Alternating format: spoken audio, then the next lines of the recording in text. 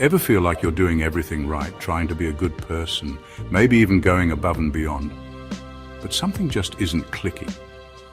You walk into the office 10 minutes late, maybe apologize 4 times, promise you'll totally finish a report by lunch, and then spend the next hour explaining why your Wi-Fi decided to stage a dramatic exit.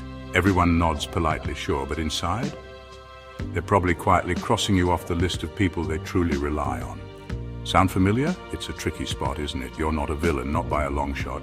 You're just, well, stuck in some habits that to others read as weak, unreliable, or even a little manipulative. And here's the kicker, the worst part is you genuinely think you're being nice or flexible or just a little bit human. But here's the thing about respect. It's not a given. It's earned piece by piece through consistent behavior. And just as it's built, it can be chipped away, often by seemingly small, everyday actions that we don't even realize are doing damage. These aren't grand betrayals. They're subtle, almost invisible erosion. So stick around, because in the next few minutes we're pulling back the curtain on the 5 everyday habits that are quietly shredding the respect people have for you. More importantly, I'm not just going to point them out. I'll give you dead simple, actionable fixes you can use today to turn things around. Ready to reclaim your reputation? Let's dive in. Let's be honest. Who doesn't want to be seen as helpful, accommodating, and capable? Most people don't lose respect because they say no. They lose it because they say yes, like they're handing out free samples at a Costco on a Saturday afternoon. You promise a client you'll have it by tomorrow, promise your friend you'll help him move, promise your mum you'll call back in 5. You say yes to that extra project, that volunteer opportunity, that late-night request from a colleague. Why do we do it? Often it's a genuine desire to please, a fear of disappointing, or perhaps a touch of good old-fashioned optimism.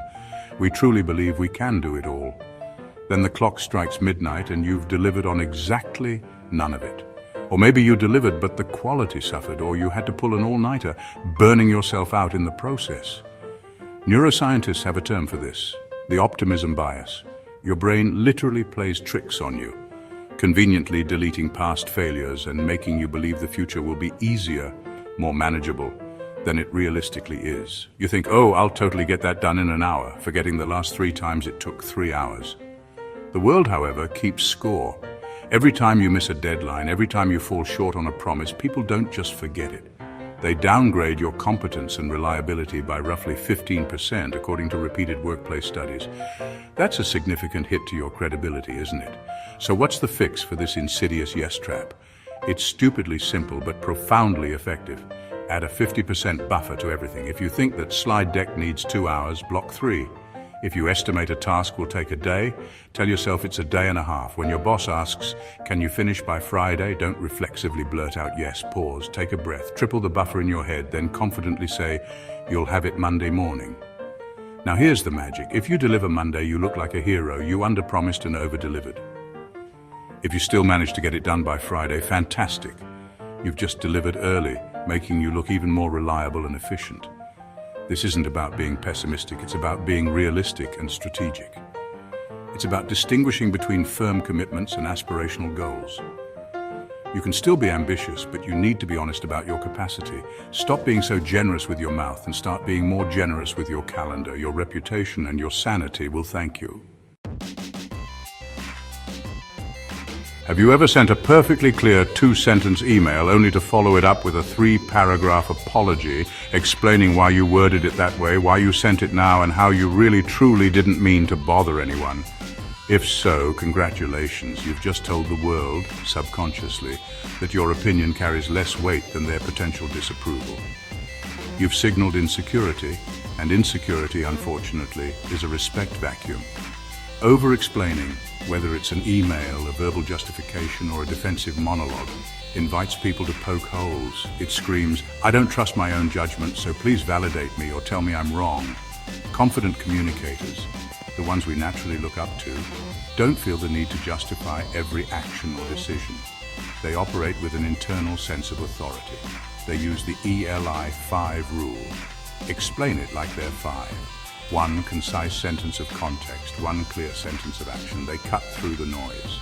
Think about it. Which of these makes you feel safer handing over authority? Version A. Oh, sorry, I know you're super busy and I really hate to bother you, but I was just wondering if maybe you had a chance to look at the thing I sent yesterday. No rush at all, really, just whenever you get a moment. Totally understand if you haven't. It's not urgent, but it would be helpful, you know.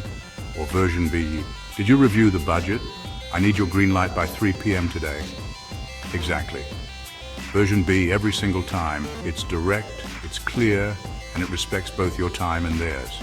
Poor communication also shows up in excessive filler words, an unprofessional tone in written messages, or simply being unclear. These little habits chip away at your credibility. The fix? Trim the apology, state the need, set the deadline, period. This doesn't mean you're rude. It means you're efficient and respectful of everyone's time. It means you trust your own message. Practice this. Before you speak or send that email, ask yourself, what's the absolute core message here? Can I say it in one sentence? You'll be amazed at how quickly respect is restored when you communicate with confident clarity. Being late once, that's an accident. Being late twice, that's a choice. But being late habitually, that, my friend, is a brand, and it's not a good one. When you're constantly running behind, whether it's for work, meetings, or even social gatherings, you're not just disrespecting others' time. You're branding yourself as unreliable and, frankly, unprofessional. Think about the message habitual lateness sends. My time is more important than yours. Or I can't manage my schedule effectively. Or I don't value this commitment enough to be on time. These aren't intentional messages, but they're the ones people receive. And here's a fascinating and frankly a bit scary insight. The human brain equates reliability with morality. If you can't be counted on to show up when you say you will, people start to question your trustworthiness in other areas. A 2023 University of California study found that managers rated late employees 20% lower on both trustworthiness and leadership potential, even when their actual performance metrics were identical to their punctual peers. Ouch, right? The same principle applies equally, if not more so, in your personal life. Constantly borrowing money you mysteriously forget to repay, showing up uninvited to someone's home, oversharing intimate details without checking if the other person is comfortable, or consistently interrupting others in conversation. These are all subtle yet potent ways you bulldoze boundaries. You're failing to respect the invisible fence lines others have drawn, whether explicitly stated or not.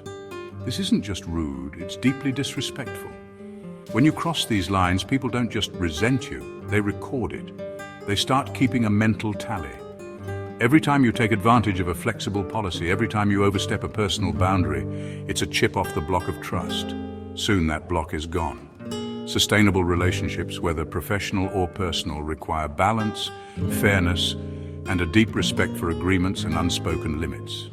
The rule here is simple yet powerful. If you didn't earn it today, assume it's on loan. That extra hour you get to sleep in on a flexible schedule, it's a loan.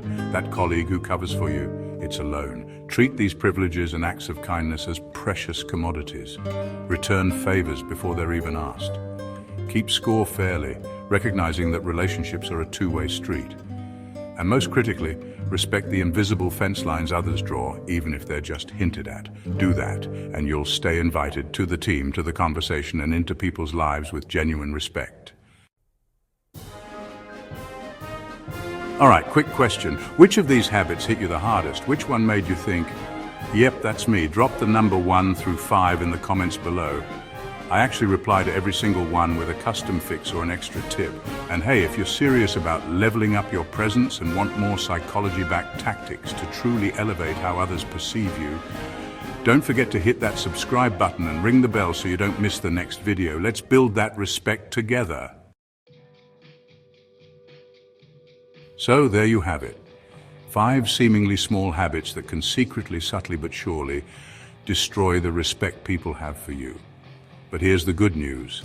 Respect isn't something people hand out for free, but it's also not impossible to earn. It's something you pay forward consistently with predictable, thoughtful behavior. It boils down to this. Trim the reflexive yeses and become a master of realistic commitments. Tighten your talk, favoring clarity and confidence over endless apologies and justifications. Arrive early, not just on time, signaling that you value others' precious minutes. Balance the mood, choosing emotional discipline over a constant complaint cloud. and guard every privilege, every boundary, like it's fragile, because it is.